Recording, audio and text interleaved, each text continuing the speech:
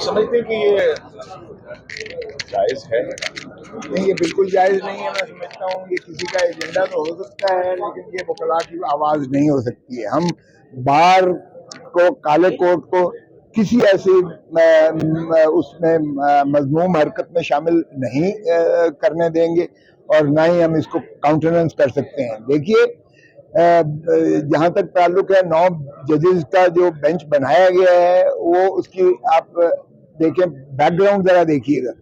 اس کی شروعات کس نے کی ہے، ریفرنس کس نے بھیجا ہے؟ جسٹس اعجاز الحسن صاحب اور جسٹس مظاہر علی اکبر نقوی صاحب نے.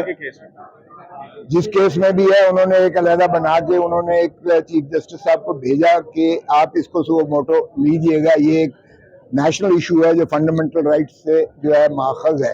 تو اس لیے انہوں نے بھیجا. ان کا تو شمولیت جو ہے اس بینچ میں لازم ہوتی ہے. جو ریفری ججز ہوتے ہیں یا جج صاحب ہوتے ہیں، جب بھی کوئی لارجر بینچ بنتا ہے تو وہ اس کا حصہ ہوتے ہیں.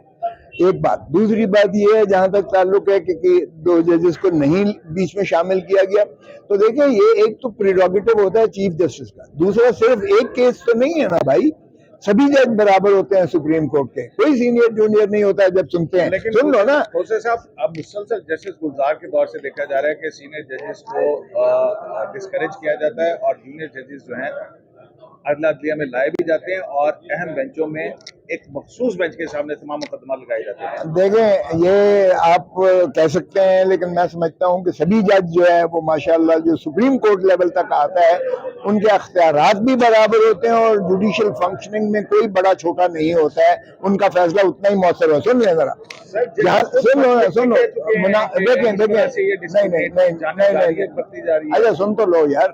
صرف ایک کیس نہیں ہے بھائی، سینئر ججز کو اور کیس بھی تو ہیں جو ان کو تفویض کرنے چاہیے، جو سننے چاہیے انہیں.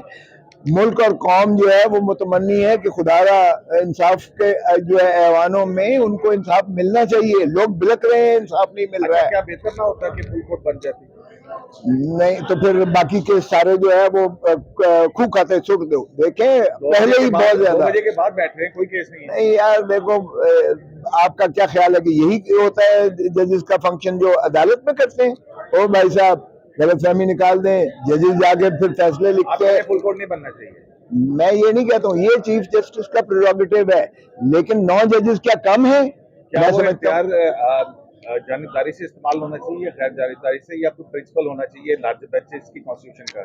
دیکھیں اگر تو آپ نے کوئی کرائٹیریا، بہتر ہوتا کہ اگر 1 سے 9 تک کر دیتے، جو ہے کوئی مذائقہ نہیں تھا.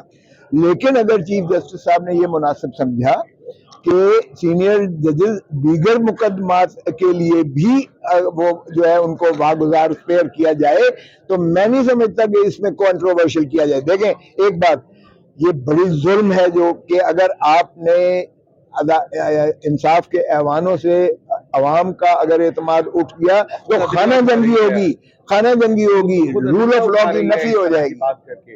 کیا خود عدلیہ اٹھا رہی ہے، یہ تو عوام کا اعتماد نہیں کوئی عدلیہ نہیں اٹھا رہی ہے. دیکھیں وہ جو آپ جس کا حوالہ سن لو جن فیصلے ہو رہے ہیں، جن کیس کا آپ حوالہ دے رہے ہو وہ ریویو میں پینڈنگ ہے، نمبر 1. اور نمبر 2، اگر جو ہے ججز کی ایلیویشن یا اپوائنٹمنٹ کی بات ہو رہی ہے، اس پر اختلاف رائے جو اندرون آیا ہے تو وہ ایڈمنسٹریٹو اور ایگزیکٹو سائٹس پر انہوں نے لکھا ہے. اس کا جوڈیشل ڈٹرمنیشن سے تعلق نہیں ہوتا. اپنے فیصلوں کے اوپر ذاتی لڑائیاں جو ہیں وہ اس کو برتری حاصل ہے. آپ ماشاءاللہ جو ہے میڈیا بہت وائبرنٹ اور ووکل ہے، آپ لوگ اس کو اچھالتے ہیں، لیکن میری نظر میں دیکھیں اس ادارے کو خدا را کنٹروورشل نہ بنائیں. میں سمجھتا ہوں یہی ملک کے لیے بہتر ہے. شکریہ سر.